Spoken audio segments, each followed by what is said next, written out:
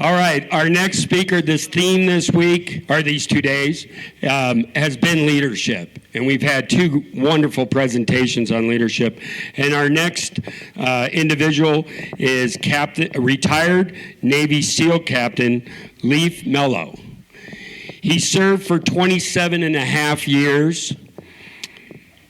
He was awarded the Navy Stockdale Award of Leadership, which is a leadership by his peers that is awarded, which is one of the highest awards of leadership that one can achieve. A lot of times when you see military veterans, they have a bunch of stuff right here called ribbons, and those ribbons all mean something. The ones on top are the real important ones. He was given the Legion of Merit and Bronze Star and multiple combat awards. He was part in 2017, a number of his deployments. He was in. He was commanding all special ops, driving ISIS out of Mosul. He was deployed to Afghanistan 5 times, Iraq twice. It was part of the 2007 surge. And then also, today we're going to be discussing his deployment in 2012 to Afghanistan. Captain.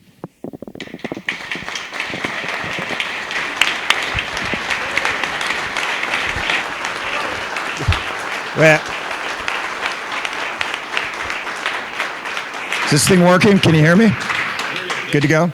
Or is this all right? Can you hear me here? All right. Okay, I'll use the mic. All right. I've been asked to talk about leadership and relationships. I've got big shoes to fill, Mr. T. And then General Miller. So, ironically, I know General Miller well. I served under him one of my Afghanistan deployments in 2010. I was sent out, worked directly for him. He's one of the best leaders I ever worked for. And he's one of the few leaders that actually took the time. I was going to command to my commanding officer tour from that deployment. And he sat down with me before I went home for an hour. Just took the time to sit down and go, hey, let's talk about leadership. Let's talk about being in command. So one of the themes, and this is my 4th day of the week, by the way, with fire. So I did 2 days with the LAFCA RTG and their captain's prep academy. And then I was with Ventura Fire on Tuesday with another group of mine. And then this was one of my friends who's a team guy, Mike Ryan. I don't know how many of you people know him. I went to Buds with him. He asked me to come and help out here. So, I've been with a lot of people that are in the fire service, and there's a ton of parallels. And so what I'm hoping to do, I think you all know how important relationships are in leadership, but hopefully I will reinforce that. I did a 27 and a half year career in the teams, and leadership is all about relationships. So let's see. Okay. So just a quick rundown. You heard a little bit, but so just so you know, I'm a dude from Southern California. That's like, I didn't have a military bone in my body, but I saw Top Gun back in whenever the 80s. Thought I would be the next Tom Cruise, and got real interested, got lucky and got into the Naval Academy. At some point, I made a hard pivot and got interested in being a frogman. And so that's what I did. And I did that for 27 and a half years. I led at the early levels of, say, six people, all the way up to, by the time I was done and retiring, you can see there, I was, my last job in the Navy, I was in command of the schoolhouse. So training all the SEAL and SWCC, which is our boat operators, both basic and advanced training. Prior to that, as was mentioned, I was in Iraq, and I had about 1,200 special forces from 14 different countries underneath me. We were kicking ISIS out of Mosul. It was a pretty hard fight. We were doing the advise and assist mission as the Iraqi forces were kind of in the wood chipper going in and fighting those guys. Before that, I was deployed in, and this is probably what I'm going to talk about the most today and anchor this discussion on. I did a no-notice deployment to Afghanistan to take over for one of my peers, teammates, friends who committed suicide. And I had to take over that 2,000-person task force in Afghanistan. conducting a really hard mission. It was called VSO, or Village Stability Operations. So that was SEALs going out into the villages, training the Afghans to fight for themselves against the Taliban. Done some other things after the military. I am an LA Kings fan, pretty bummed.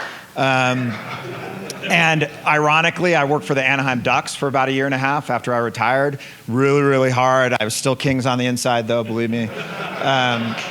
I worked in video games, so I worked for Riot Games. Anybody out there who plays League of Legends, okay, or Valorant? Yep.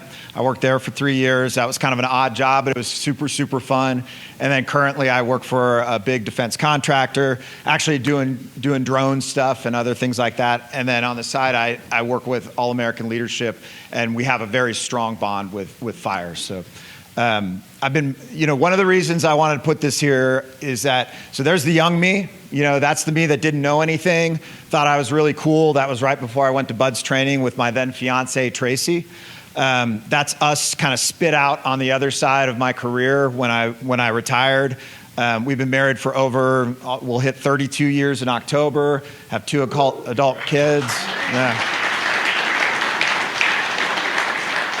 2 dogs, 1 golden retriever and 1 rat dog who has wormed his way into my heart. And he's like 14 years old and we can't get rid of him, but he's cool. And then, like I said, I grew up on the mean streets of Rancho Palos Verdes, so pretty tough upbringing. So, yeah.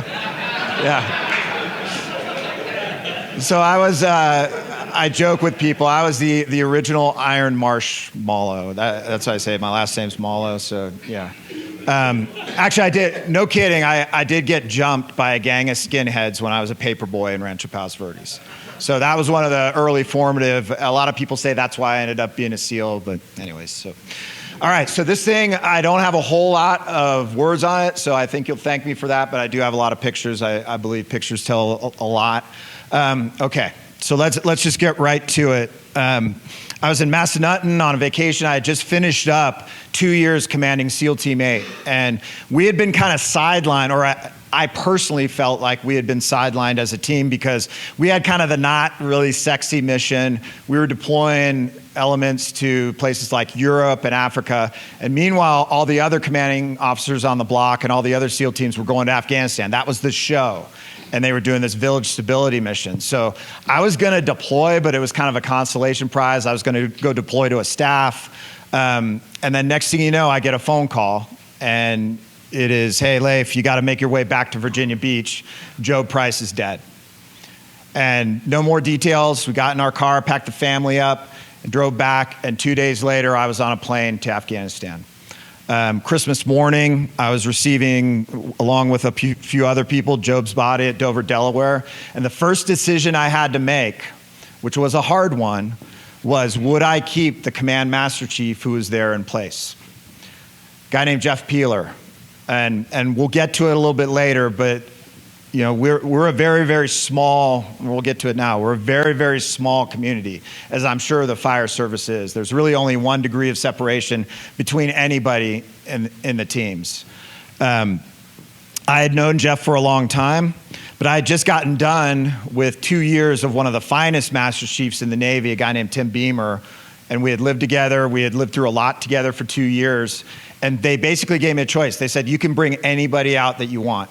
And for those that don't know, in the SEAL teams, the Master Chief is like the Master Chief is, and I don't know what the equivalent would be in the fire service, Ops Chief, but the guy who knows everything, knows everyone, and then as a boss, as a commanding officer, is gonna tell you when your breath stinks. He's the one that's gonna pull you into the room and be like, hey, you shouldn't have said that, or hey, whatever, fix yourself, and you're gonna listen to him because he's been around the block, he's a badass. And so I had to decide, and so there was a lot of, and believe me, when something this big happens, there's a lot of people, that are Monday morning quarterbacking everything that's going on, and there were a lot of people saying, Jeff was the master chief, he was the closest to the commanding officer, he needs to be canned. That guy, something happened and he didn't see it or something, a lot of people were judging. And so I had a phone call with Jeff and Jeff was like, I need to do this. I did everything I could. We knew Job was spiraling. We had no idea he would do this, but I got to see this through. And I immediately had to trust him. So here I was, I had just spent 2 years at another SEAL team, about to take over a SEAL team with a bunch of guys that I didn't know, although some of them I did know. And again, we'll get to that. So I told Jeff, I said, all right, let's go. We met on that runway in Dover, and then we got on a plane and flew to Afghanistan, and literally on like a bar napkin, he's sketching out what I am now in charge of. And I'm like, holy shit. I hadn't thought about Afghanistan for 2 years. I had deployed there actually with General Miller 2 years prior, so I understood the mission. I had friends that were there. I was kind of keeping track of it, but I had my own stuff I was doing. So next thing you know, I landed on the ground. And the first thing that I had to do when I got there was preside over Job's memorial ceremony, where we had all these people come in, generals, and I was like, what am I doing? My head was spinning. Where's Capt? Well, it's nowhere. So this place is at like literally BFE in the middle of Afghanistan, a very shitty place and really hard mission that our guys were doing. We had already lost, so in addition to Job killing himself, we had lost 4 already in that deployment. They were about 3 months into what was a 9-month deployment. 2 SEALs, Matt Cantor and Kevin Everett, 2 civil affairs officers that were killed by the very guys that they were working with. They had a cup of tea with this guy. The guy got up, sprayed him with an AK, fled to Pakistan. So this is the kind of crappy mission that we were doing, but the guys were doing a fantastic job. And the first thing I had to do when I got on the ground was to listen and trust them. You know, they didn't need me coming in with a cape and being like, all right, you guys are all jacked up, and here's how we're going to do things. They needed me to come in, listen to them, understand what they had been through, and then figure out how we were going to get through another 6 months of deployment. So day 2, what do you want to guess is on the other side of this picture? I mean, it should be an easy answer given what you all do. What do you think that orange glow is reflecting in my face? It's a fire, okay? So literally, day 2, the place is on fire. So that's Drew Ellis and me, and somebody snapped that, and then it became a meme on the deployment with the thought bubble, the Whiskey Tango Foxtrot did I just get myself into? You know? It was pretty funny, because there I am, and it was just another day for this group, this team. So there was a hailstorm, there was rain, and then all of a sudden somebody comes running in and says, the motor bay is on fire. So we walk out there, and sure enough, it's burning. You can see the fire engine. So we actually had the Aruzgan Fire Department. They were volunteers from the States, firefighters who volunteered to go over for 6-month stretches. And so they came rolling in, and they looked at it. And by that point, rounds were starting to cook off, because in that motor bay was a fully loaded Humvee with a 50 cal on it, a bunch of rounds. Stuff was melting, stuff was firing. There were a bunch of, and they were just like, hey, you just got to watch it burn. So that's exactly what we did. So there's the other side of it. We watched this thing burn to ground. It burned for about 24 hours. And then I had to sign we call it, I don't know what you call it, the missing, lost, stolen report, or, whatever, for a couple $1 million worth of gear that literally just melted and burned. So paperwork, right? And so that's like the second thing I did when I got there. And it didn't get, I will tell you, it didn't get any better, although it ended as well as it could. And I'm going to press pause on there, because I'm going to rewind to 8 years before that. So I told you about presiding over the memorial service. Well, it's not the first one that I had to preside over. So in 2007, I got like the dream shot. So I had been what's called XO, which is kind of the step below commanding officer. I had been the executive officer of our undersea team. So those are the little submersibles that launched from the big submarines. But I had a bunch of friends in the teams, And SEAL Team 10 got deployed for a mission that I actually had familiarity with based on the staff tour that I had just done in Fort Bragg. And so they said, hey, can you deploy to be our OPSO? And I said, absolutely. And I checked with my boss, they let me go. So I went on a 4-month deployment where I was sitting in the Joint Operations Center. I was helping out with this mission, and we were going after lethal aid. So it was a man-hunting mission where we were capturing or killing bad guys who were importing lethal aid into Iraq. And when I say lethal aid, we're talking these things called EFPs, explosively formed projectiles. It's basically a copper that they put in a can, and then when they explode it shoots out and it'll rip through anything, okay? And they were killing American soldiers. And so our task force was tasked with going after the guys that were doing this stuff. So we're doing this, and the guy that was in charge of the actual operational on-the-ground unit in Baghdad, his wife had a baby, and they sent him home. And they looked at me, and they said, well, Lief, why don't you go lead that task unit? And I was like, hell yeah, are you kidding me? I'm not going to turn down a chance to be a combat leader. And so I took over that troop. And night after night, we were going in and knocking down targets. Until the night we went into Sadr City on July 6, 2007. And Sadr City was probably one of the shittiest places in Iraq. Very dangerous place. There were I want to say it was 3 million people packed into a mile-by-mile radius. It was like the Shia slums of Iraq. And it was super dangerous. Every time we went in there, within about 30 minutes or so, because we had speed on our side. At the time, we were driving Humvees. We called them gun trucks. They were up-armored. They were open in the back. They were fast. At the time, we did not have the MRAPs, or the mine-resistant vehicles. But we would run in there, but usually after about 30 minutes, they would find us. And then the shooting would start. And it was like fireworks. I mean, it was exactly what you think war is like, with tracer rounds flying around. And the missions we would do is we would drive in, we would isolate a house, we would take it over, we would find the guy we were looking for, or not, depending, and then we would grab him and then get out of there. And it was usually we would have to fight our way out. Well, this night, we rolled in, and it was quiet, eerily quiet. Usually people were running all over the place. It was kind of crazy, but it was quiet. So immediately we were kind of on edge. And we had an AC-130 overhead that was feeding us information, and they're like, hey, they're tracking you. The bad guys are tracking you. And so they were kind of helping us maneuver through the city. We got to our target.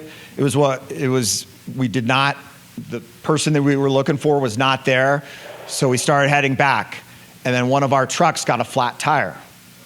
So we were starting to limp our way through the city. We turned a corner, and boom, we got hit. And it was an EFP, explosively formed projectile, immediately killed 2 guys that were in one of the trucks, immediately. We had 1 guy that was still alive. We had a bunch of guys that were wounded, and now we're getting shot at from all sides. And luckily, Kyle Medor, who was driving the vehicle that took the main hit, he got knocked unconscious, and he had a golf ball-sized piece of copper lodged in his leg. He passed out, woke up, hit the gas, and we got the hell out of there, and we were fighting our way out of that city. So in the end, we get to a base, an army base, and it was crazy because we pull into this base, and then that base gets attacked. And we got helicopters coming in, evacuating our wounded. At that point, the 2 confirmed killed, 1 that was on his way out. So that was Jason Lewis, Steve Doherty, Bobby McCrill. And we still had to get home.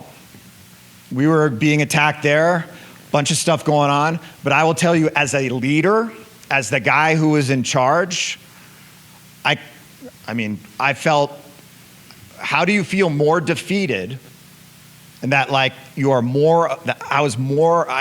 had failed. I lost 3 guys. And I cannot tell you the depths of just but I was in charge. I still had work to do. I had to get those guys out of there. I watched some of the bravest stuff that night. I watched an Apache land. The pilot that was sitting in front actually got out, put the wounded guy in the front, and then he just clipped himself to the wing and they took off. I mean, it was crazy, the stuff, and then the fight that we had to get out of there, the things that I saw guys do, the courage that I saw. And so as I'm kind of figuring out how we're going to get home, I'm coordinating assets to come, potentially escort us out because we're fixing our trucks. The base is getting attacked. Of course, our guys love that because they get up on the roof and, get after it. I had the 2 platoon chiefs grab me. And if you're in a SEAL platoon, the platoon chiefs are the backbone of that unit. SEAL platoon's about 16 guys. And these 2 chiefs were guys that I had done platoons with when I was much younger, so 10 years before. And they pulled me aside and they said, hey, I know you're blaming yourself for this right now. We know it. But you know what? The enemy has a vote. We have been lucky. We have had so many near misses, and they finally got us. Do not blame yourself for what happened. We know you're going to, be always, because they knew me. They're like, we know you're going to beat yourself up for this, but don't. This was coming. It was their night. And I really had to internalize that, because guess what we did the next night? We went back out, and again, and again, and again. And there was some high adventure. I could tell story after story about the things that happened after that. And I was only there for about a month with that group, but for me personally, it was a lifetime of combat operations. But I really internalized that, and I really had to hold on to what those 2 chiefs said, because otherwise it could have destroyed me. I could have used it, or at least, it could have consumed me with all kinds of feelings of, inadequacy as a leader, failure, guilt. So I held on to that, and I was like, you know what? I'm going to use this to make me better. But I also held on to it as a leader and said, I will always be responsible for what happened that night. And every July 6th, I called Donna Lewis up, check in on her, see how she's doing, her husband. And she actually is interesting because when you're dealing with widows, that's a tough, you know how I got introduced to Donna Lewis? Hey, this is the guy that was in charge when your husband was killed. It's like, what do you say after that? But we ended up, I told her, I said, hey, when you're ready to talk about what happened that night, I'm ready for you. And about 5 years later, she said she was ready. We brought her in, gave her the full debrief. And you know what? Her husband, Jason, I remember clearly that night, he was like, hey, make sure I'm going out tonight. Make sure I'm force listed. He's doing what he wanted to do, as we all were, and we were all willing to accept that risk. Okay, so why does this matter? Oh, well, why the hell do I have a slide about keeping Portland weird? Who's been to Portland? Okay, is Portland weird? Yeah, all right. So why the hell is this in my presentation, you might ask? Well, so I came home from that deployment, and those guys, I kind of guest starred with them, but they embraced me. One of my prized possessions, and I didn't put it on here because I feel it's a little self-indulgent, but they sent me a text. They used to have a thing called the blog board. It was brutal. It was a whiteboard that was in the middle of their compound, and they would put up shit there that was like, really like, if you got in their crosshairs, oof. I mean, it was, they didn't hold back, all right? This is a wolf pack, and somebody had written there, bring back Lief. Of course, above it was new rules of engagement. The tank has to shoot you and kill you before you can shoot back. So it's stuff like that, so these guys I bonded with them for life, and I still talk with them. We still are friends. So I come home, and I go up to Portland. My sister lives there, and we're in Portland. I get actually a knockdown. Coming out. So I had come home. I had gone from the streets of Solder City to home in about a day. Back then, we didn't have what's called third location decompression. We've gotten a lot smarter about how we do this, get a checkup from the neck up. None of that. I literally went from being blown up, shot at, all that stuff, to all of a sudden I was back home and I had, a wife, 2 kids, 2 dogs, mom-in-law, other things where I was just like, okay, and I think you all, y'all can relate to being through something intense, and then all of a sudden you got to come home and you're like, okay, there's this cognitive dissonance. But anyways, so I'm in Portland with my wife, and I get in a fight with my sister, and then my wife has this really bad headache. And normally I would be like, you know what, drink more water, tough it out, whatever. But she was puking all night. I was trying to figure out how to get home because my relationship with my sister was going to end after this big argument we had gotten into. She, by the way, she served in the Peace Corps for 2 years in Africa. She was kind of on the opposite end of the spectrum of, here I was, many people thought I, would say, hey, you're a killer. My sister is much different than I am. And so I was like, you know what, let's go to the hospital. And so we go into the emergency room nearby, and they give my wife some drugs, and then they pull me into a room, and they say, hey, call her family. And I was like, what? And they said, we're going to give you good news and bad news. The bad news first is that she's bleeding in her brain. And the good news is she's not dead yet. So call her family, and something's going on, but we got to get her in now to figure out what's happening. So long story short is my wife had a brain aneurysm rupture. Okay, and for those that know, that's about 50% fatal, like you either clock out then, or you might survive. She survived, which meant she had they said that she probably had about 12 hours before there was a recurrence, which meant it would pop again because it had probably healed over, which is what happened. And then she was out. She was going to be gone. So then the next thing you knew, we were in weird Portland for about a month. And it was a very strange part of my life because there was like a national cheerleading competition that rolled through. We were staying in a hotel downtown, and then there was a Van Halen concert. So the clientele for all those were kind of roaming around, and I was like in this weird fog because Portland's pretty foggy. It was just this bizarre thing. And in the meantime, my wife, they went in, progressive medicine, endovascular procedure. They snaked in, found the aneurysm. They patched it up, saved her life. And then they did another scan a couple weeks later, and it was starting to recur. Blood was starting to go back in, so they had to go back in and fix it again. In the meantime, I'm like, okay, what do I do, if I'm now a widower? And I would tell you, for all that happened to me in Iraq, this knocked me off. I was so untethered because I was like, wait a second, she didn't choose this, but this happened to her. And what really floored me about all this, and we'll go back to relationships, is my community. So this was November. This is the day before Thanksgiving. And we're stuck in Portland for a month. And then we get to go home. So they're like, okay, she's safe to travel. She's good to go. We patched her up.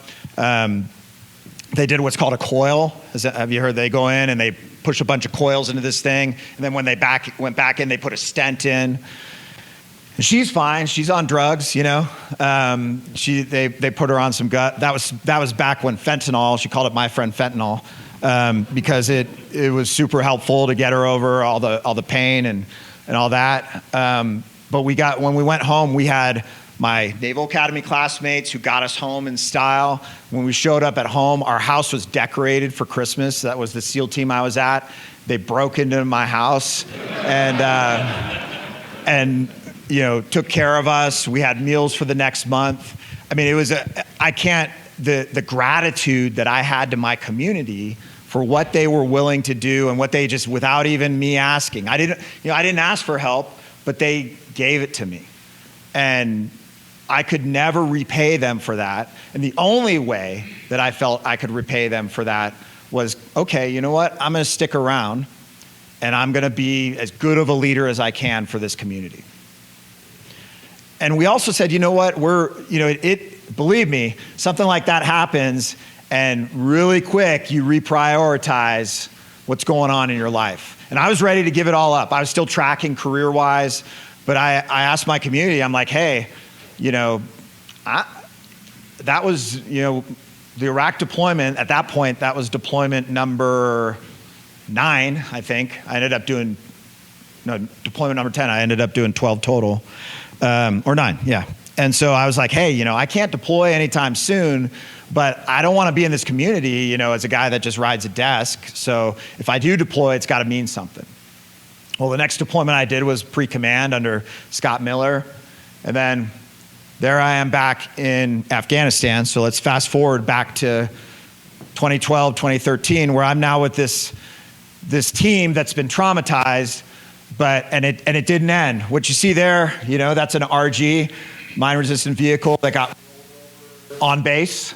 So that was fun. We actually, the Australians, great partners. They owned that battle space, and so it was their base that we were on in Capt. And they had this big balloon that had a camera on it. And I'm in the command center one day, and the camera's zooming in on this vehicle that's like on its side. And I'm like, is that one of ours? And they're like, yep. And we start getting the phone calls, and the guys they had actually clipped that HESCO wiring and just started peeling it, and eventually the laws of physics thing tipped over. We did a raid where the guy deserved to get shot, but he was a buddy of Karzai. We made the New York Times on that deployment. But there was also some good stuff. So this is Hazara-Palooza, as we called it. You know, we got sent out into the remote area, and in Afghanistan, the Hazarans are like the lowest rung. But the provincial governor, we think he had a squeeze out there that he wanted to visit. And he brought us out there, and there was a school, there was singing, there was dancing, there was me wearing flowers and stuff and hanging out, having a great time. That's Jeff Peeler, the Master Chief here. So some kind of bizarre, because Afghanistan, it's not quite right there. Crazy adventures, and then some really good adventures where this is us. I went and visited one of the task units that was doing some work, and we went out on an operation. We actually found an IED factory, blew it up, and then on our way back, we ended up in an hour-long gunfight. And once a month, Jeff and I would go and visit the troops. And this is something that, again, building relationships, building trust. I wanted them to know that I knew what they were going through in the field. Again, it wasn't my job, but I had kept myself operationally fit throughout the years. I had always told myself, if I ever get an opportunity and I'm in, you know, more at a senior level, and I go out and I have an opportunity to go in combat with guys, I don't want to be the guy stepping out of the vehicle and putting my foot in the toolbox and falling over, or looking at a gun and going, which end is this? You know, laser in my own eye. All that. And believe me, there are people out there, and we all probably know them too, that really lost touch with what it means to be running and gunning. But I wanted to make sure I wasn't that guy, so I kept myself operationally fit, and it was a good thing because, you know, I ended up going out with these guys on what was supposed to be a pretty quiet op. And then this is us after that hour-long gunfight, and that's Jeff right next to me. I've got a great story about the dog and how he actually alerted us before we started getting shot at there. But this was part of building trust, sharing risk, being willing to understand. And I wanted them to know that when they called me on the radio for help, I knew what they needed. And this is us at the end of this deployment, the task force before we all came home. And that was the other thing, is I wanted to make sure that I looked for quick wins. Now, I talked about Jeff Peeler, and the Command Master Chief, who, again, my first decision was whether I was going to keep him or not. Thank God I did. That guy knew the team.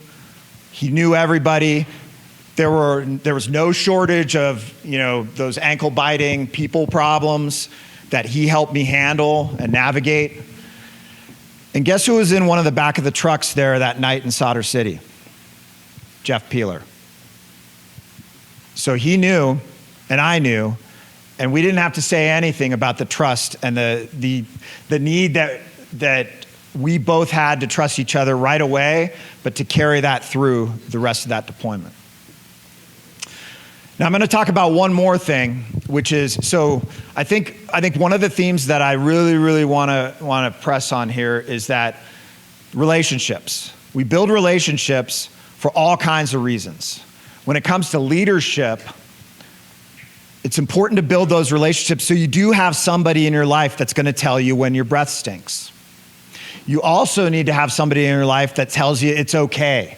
If something bad happens and you're judging yourself, you're doubting yourself, feel like you failed, but they're there. And here's the thing about this deployment. I showed the picture of the 4 people that had been lost. So I had 3 different unit leaders who were in my exact shoes. They had operations where they lost someone. And I made sure I sat down with each of those guys, listened to their story, talked to them about it, talked them through it, relayed my own feelings and emotions behind my experience. I would go and these are things that you just on the surface seem like you should do them, but they do take time. And especially as we get into those senior leadership positions and we got the paperwork, we got the demands from, higher headquarters, we got all this stuff going on.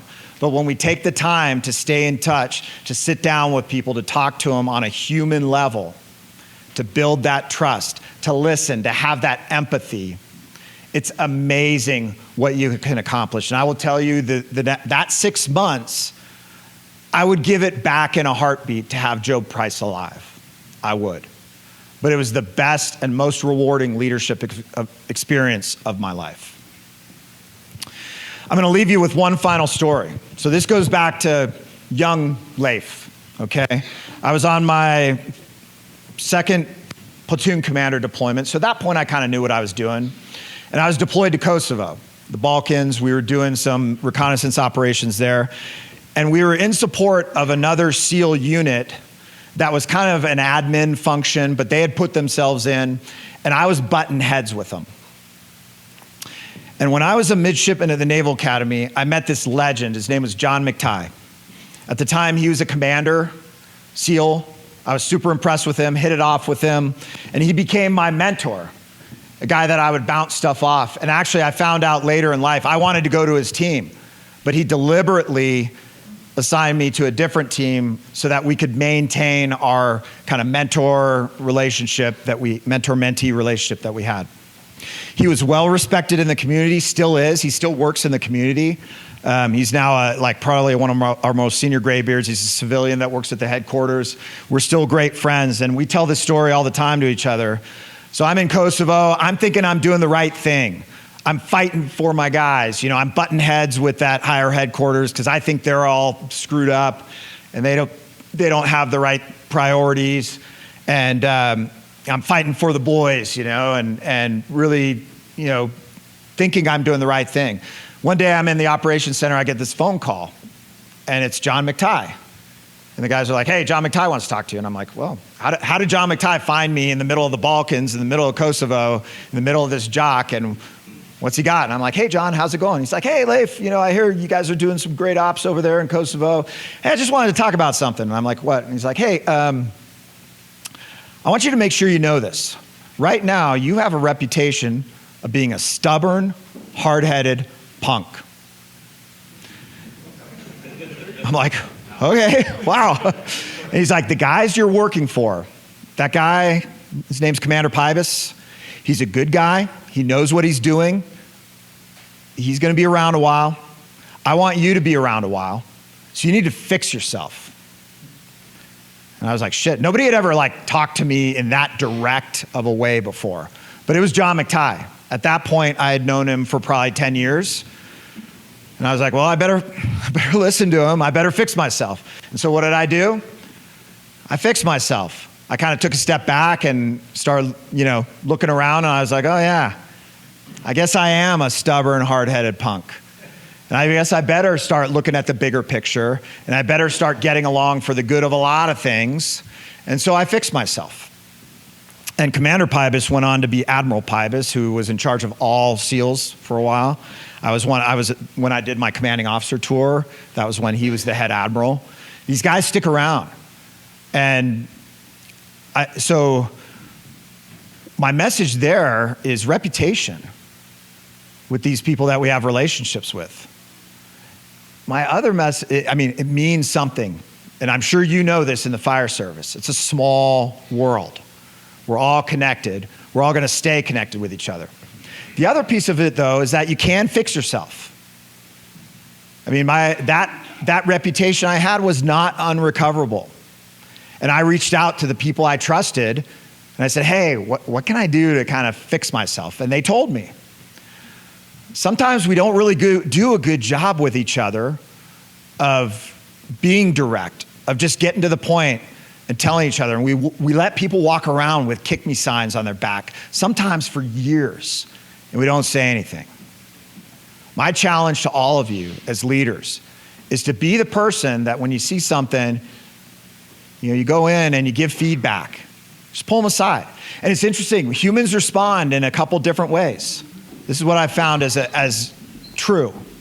You be like I was and like some people I know, okay, you take it on board. You're like, holy shit, I mean, I had no idea. I had no self-awareness. But I started kind of connecting dots and I was like, yeah, I need to fix it. And I did it. I fixed myself. And when we fix ourselves, people give us a lot of grace. When we own it, when we say, you know what, yeah, I am effed up. I screwed up. I'm now gonna move down this path. People will give us tons of grace. Now there are I've had conversations, hard conversations, direct conversations with people. There's two other things. They bow up on you and they're like, F you, you don't know me, you don't know what I'm going through. And maybe I don't. Maybe I didn't take the time I should have to get to know that person, to understand them better. Or maybe they're just a bent shit can and that's the way they're gonna react, which could be the case, especially when you live in this kind of world. And then there's others that think they hate you now, and they kind of slink off like, oh, I'm not going to make eye contact anymore because, Lief hates me, he gave me this feedback, whatever. And that's something that, if I would have maybe had a better relationship or took the time to address it sooner. But on the most part, people will take feedback and then they'll fix themselves. And then that's an opportunity to actually change the trajectory of our reputations. And in this world where relationships are so important, that's everything. Okay, that's all I have. I think we might have a little bit of time. If you wanted to, do we have time for Q&A or anything? If you want to, I'm happy to answer any questions about, anything that we want to talk about. But thank you for listening. And any questions from the audience? She's doing great. You would never, ever know that she had that. It was a rocky 6 months. But once she finally got back on her feet, yeah, she's doing awesome. For about 5 years, we had to have an annual scan to make sure we were out of the woods. We had a little bit of a scare, but we went back to the original doctors, and it was through a Navy doctor that we had gone through, and they actually talked to each other, and then the doctor that did, Dr. Syker in Portland, who did the original thing, he's like, hey, I don't know what that Navy guy is saying, but I've done about 1,000 of these. She's good. Trust me. I was like, all right, roger that. So we're good, but thank you for asking. Yeah.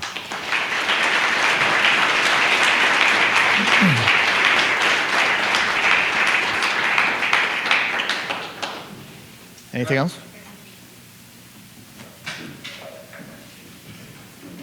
All right, well, I'll be around for a little bit if anybody wants to chat about anything, but again, thank you.